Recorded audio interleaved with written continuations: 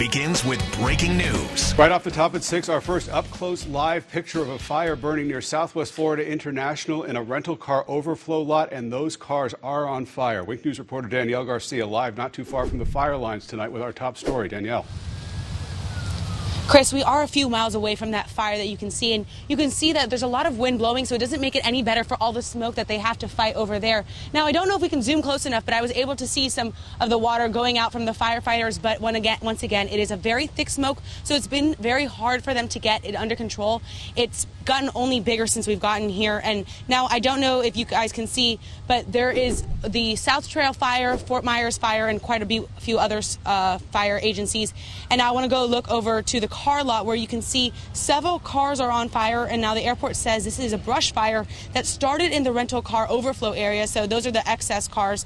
Now, an airport spokeswoman tells us no people were in the cars. We've heard quite a dozen, more than a dozen ambulances and fire trucks coming through this area. Now, we do know that no one has been injured at this point, and it hasn't hit any buildings nearby. Now, they are still trying to get this fire under control, as you can see. So, trust Wink News to give you guys the latest details. Live in Lee County, Danielle Garcia, Wink News now. Thank you very much, Danielle. More breaking news tonight. President Trump says the CDC will recommend all Americans cover their faces when outside. This is a live look at the daily coronavirus task force meeting at the White House, where the president just made that announcement. The president calls this voluntary, and he says he will not be wearing a mask. Dr. Anthony Fauci reminded everyone earlier today a face mask does not replace social distancing guidelines that we are all living with right now.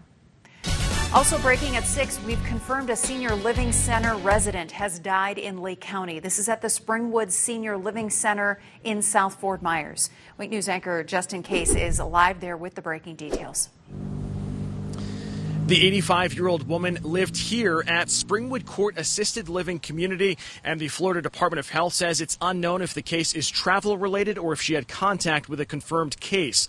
The Florida Division of Emergency Management lists this woman as the 11th death here in Lee County. The corporate office in charge of this facility did release some information. They say they began complying with federal, state, and local guidelines last month, and that includes restricting all non-essential visitors from facilities like this one. They also said team members and essential visitors are screened prior to entering facilities, and that means checking for signs of fever or illness and requiring hand washing and sanitizing hands. We're live in South Fort Myers. Justin Case, Wink News now. Justin, thank you. Across the state, we sit at nearly 9,600 cases and 163 deaths right now. This maps out the deaths we've experienced, and you can see here how quickly it's risen up from 145 yesterday to 163. Yesterday alone, 43 people died. On Monday, we had 71, and we're still waiting. This is an incomplete number. We're waiting for the evening update from the Department of Health right now. In Southwest Florida, 90% of the people who have taken a test and gotten results back, those tests have come back negative. This is out of 5,500 tests. About 10% then are positive. It took an Estero woman nearly 2 weeks to get her COVID-19 test results back. New at 6, Wink News investigative reporter Lauren Sweeney found certain people could still have to wait longer than others to get their results.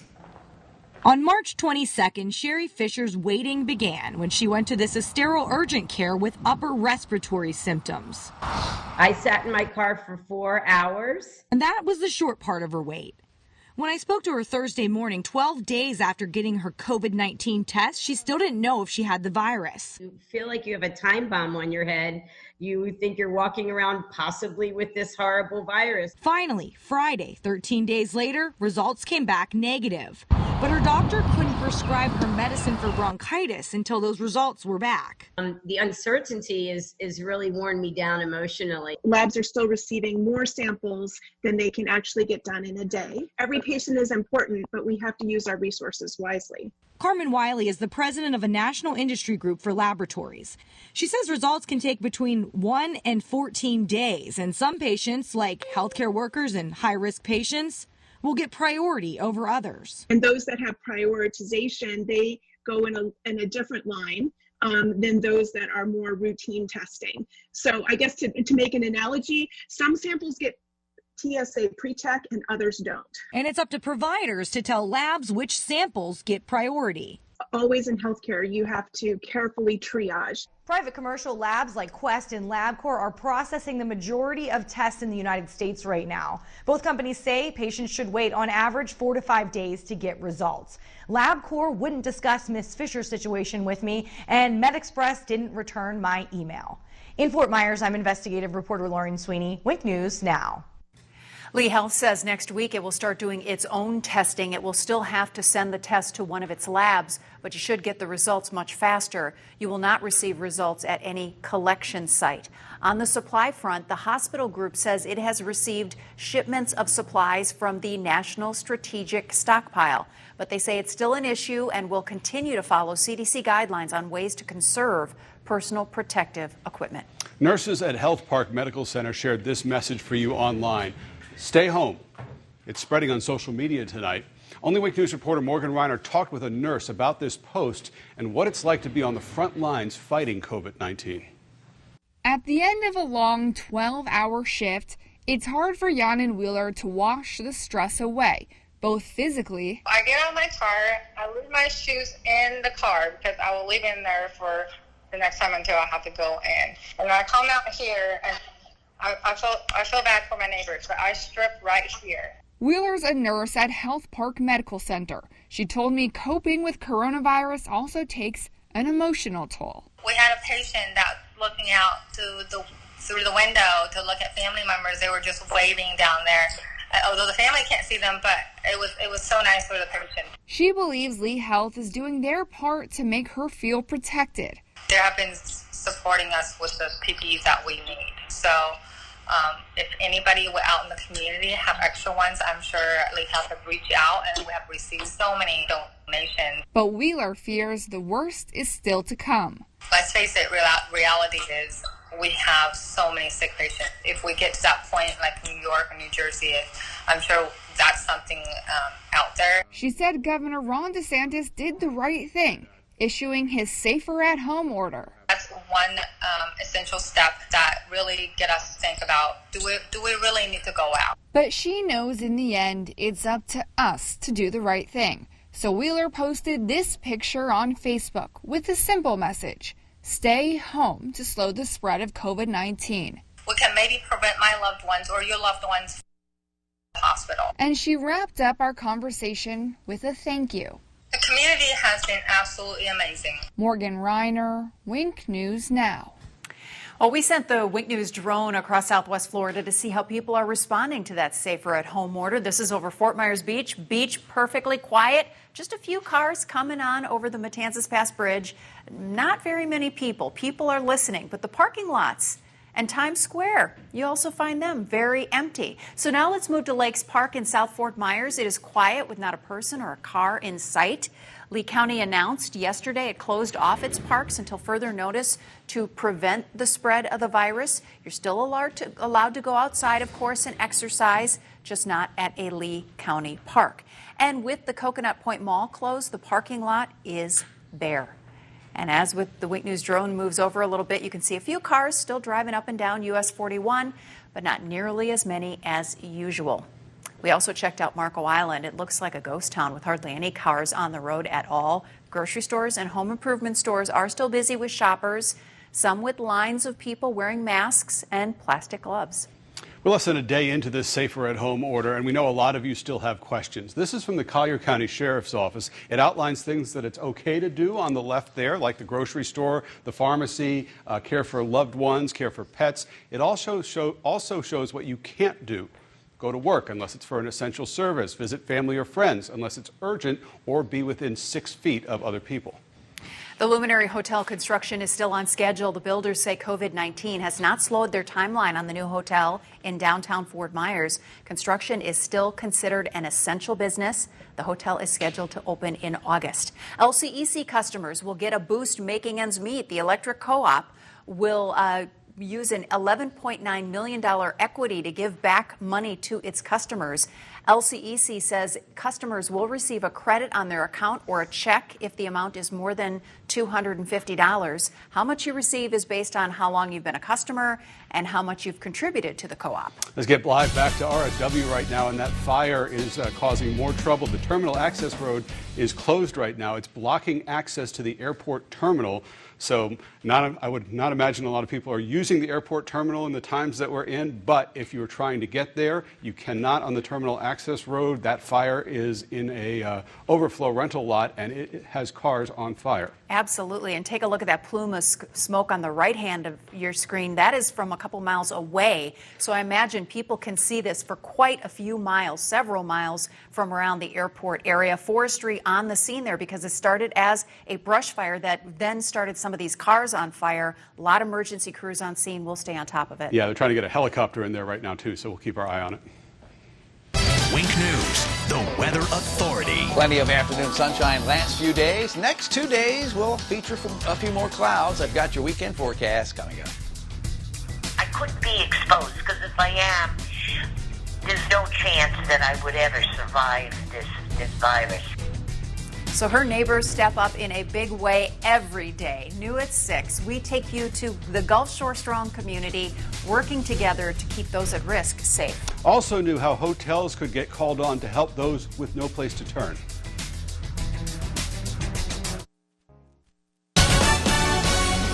Back to those fires burning in a rental car lot near Southwest Florida International, right along the terminal access road there. You see fire crews trying to work on this fire right now. Danielle Garcia has been on the scene since it started. Danielle, tell us what you're learning.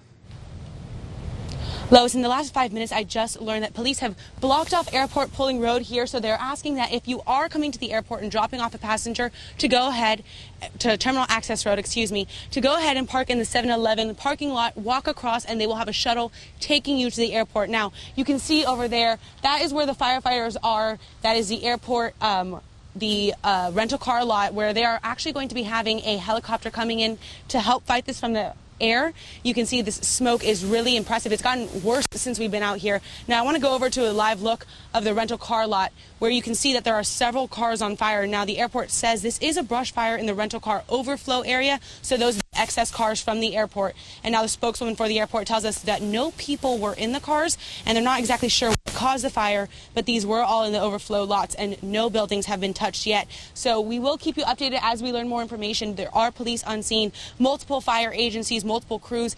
As we've been saying, this is only getting worse, but we will be here to give you the latest. Live in Lee County, Danielle Garcia, Wink News Now. All right, Danielle, yeah, that smoke is certainly not getting any lighter. Thank you. This next story exemplifies what Gulf Shore Strong is all about. A Naples woman at high risk for coronavirus reached out to us, wanting us to highlight her neighbors. She says it's their strength and deeds that keep her safe and alive during this time. Wink News reporter Sarah Gerard tracked them down and found this is nothing new in this close-knit community.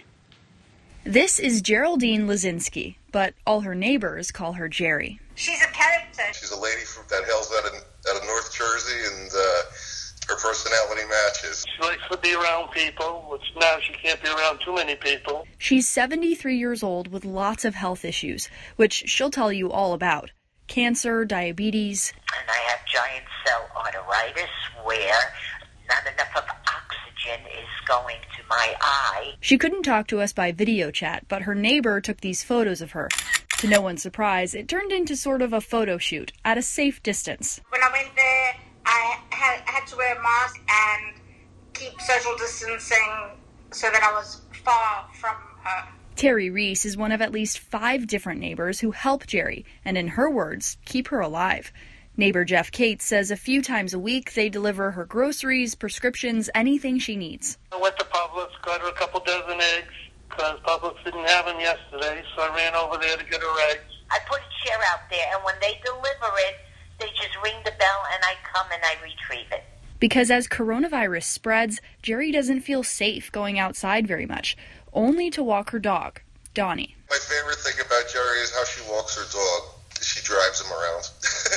Another neighbor, Michael Vespucci, says they don't give it a second thought. She not only deserves it, and she's a kind person, but it's the right thing to do, and it's what everybody should be doing. And Jerry says their help does far more than just put food on the table. You can see by looking somewhat of a smile and I'm waving. It causes me to be extremely positive that I will survive this. Sarah Gerard, Wink News, now. Wow, each of those neighbors told us Jerry always tries to pay them back, although they tell her it's not necessary. Jerry told us she's already thinking of ways to show her heroes appreciation for this once the virus passes. You know, I keep thinking when I'm watching stories like that, even though we're being pulled far apart, this whole thing is bringing so many of us closer together. Absolutely. We have to stay 6 feet away from each other. Right. But we're becoming closer in our hearts. Absolutely, and thanks for sharing those stories. Keep sending them in. We like to tell them. Absolutely. Well, a lot of people are in need right now in Southwest Florida, and the Harry Chapin Food Bank is here to help. Today, volunteers in gloves handed out boxes of non-perishable food and produce. Since the coronavirus crisis hit, Harry Chapin has increased the number of drive-through pantries. They're out there every day. The goal, to hand out 5,000 boxes of food. Mary Wozniak of the food bank is happy to help. Oh, it's incredible. What we're trying to do is minimize contact and maximize social distancing. We are so sad to see the long lines at many of our pantries, but we're here to help. Wozniak says people hoarding food has hurt the food pantries because grocery stores have to fill their shelves first. We've made it easy for you to donate if you would like to and help families out there. There's a link at the top of the Wink News app. One group of vulnerable people not getting much play in this coronavirus crisis or attention, the homeless. Wink News anchor Taylor Petras tells us about the effort to keep them from spreading the virus and to keep them healthy. Pamela Bittner Pickering is one of an estimated 400 people living on the streets in Lee County. I'm trying to keep my chin up and pray for everybody. And praying extra hard because of the coronavirus pandemic. Kind of scary, because you don't know if that person has it and then you can't wash your hands every time you need to. The experts continue to tell us staying inside is the best way to slow the spread of COVID-19. Bittner Pickering can't exactly do that, and shelters aren't taking in new people. It's not easy. It's not easy because your heart feels so sympathetic that you want to get out there and say, okay, come on in, let me embrace you. Reverend Marjo Wooten with Fort Myers Rescue Mission is working to keep his 80-plus residents and staff healthy. We've moved the people out. They've cleared out one dorm if they need to isolate anyone who gets sick. The homeless population is the most vulnerable people. We care about them because we love them. We want to be able to help them. The Lee County Homeless Coalition is working to find hotel rooms just in case, helping the homeless stay healthy. Help us, because we need help. We don't want to be out here. Another way to keep everyone safe. In Fort Myers, Taylor Petras, Wink News Now. Many, if not all of these shelters are still offering food for people and help, and they need your donations. Well, it has been mostly sunny last couple of afternoons, but if you look to the west, you'll see some clouds certainly showing up nicely on the satellite imagery from the western and central Gulf of Mexico. They are moving our way, so we're going to see a few more clouds this weekend. But for the most part, next few hours, mostly clear sky. It'll be pleasant. Temperatures are in the 80s now, but they will end up in the 70s after and around sunset time, 7:46, by the way. A light onshore breeze continues. Now, tomorrow morning, we will not be quite as cool as it has been for the last couple of mornings. Instead of waking up to temperatures in the 50s, it'll be in the 60s. Low 60s inland, mid to upper 60s in town toward the coast early in the day. And then, of course, this time of the year, it warms up quickly in southwest Florida. Let's take a look at future track hour by hour as we go. And you can see early in the morning, it's mostly clear, a couple of clouds here and there. Same for the afternoon hours along the coast and in town, mostly sunny to partly cloudy, but it will be cloudier inland. We're talking eastern half of Hendry and Collier and easternmost Glades County, where there could be an isolated shower or two before the end of the afternoon. Now, let's look outside, and you'll see a few clouds nearby Charlotte Harbor, but all in all, it's looking mostly sunny there. Certainly looks sunny around Palm Beach Boulevard in Lee County as we look from nearby downtown Fort Myers. Temperatures outside right now, still in the 80s, but not for long, especially in Punta Gorda And Cape Coral, you're at 80 degrees, so you'll be headed for the upper 70s in the next 1 hour. Here we go. Next couple of days, that includes the weekend, Saturday and Sunday. Tomorrow, isolated inland rain, as I showed you on Future Track. Some cloudy weather likely, especially Sunday afternoon, and maybe an isolated shower as well inland. And then temperatures start to climb a bit, slowly but surely. And we get mid-80s through Tuesday. It's upper 80s starting on Wednesday, and we'll be back to 90 degrees Friday, Saturday, and almost on Sunday as well next weekend. All right, thank you very much, Jim.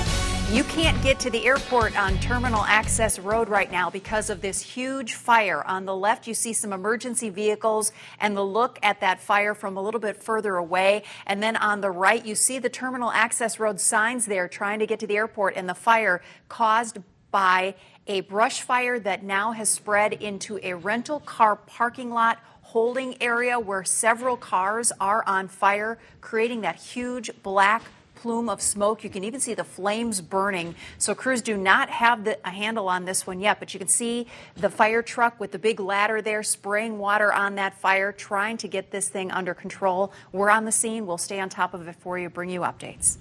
New at 11 tonight, having a baby is stressful enough, but welcoming a new baby into the world during a pandemic can really add to that stress. How one mom is coping and her message for other families. New tonight on Wink News at 11. Back live to RSW right now, and that fire burning in that car rental overflow lot that you see right there, and those cars are on fire, causing a massive fire and a massive problem at the airport right now. It's blocking the airport terminal access road, so folks are not able to get through without getting on a special airport shuttle that they're providing. That's right, and you can see on the right there just how huge that plume of smoke is. We're hearing from viewers who are seeing this from as far away as Colonial. I'm sure you can probably see it from much further away than that, but it is so thick and so dense. Incredible what a fight the firefighters have on their hands here right now. And the smoke is still that dark, so there's still a lot of fuel. We're not seeing any signs that it's letting up. We know there's a helicopter on the way. This is going to go on for a while. So we'll be watching it here for you throughout the afternoon, 6:30 and 7 o'clock for sure. That's right, coming up right away on WXCW. CBS Evening News with Nora O'Donnell is next.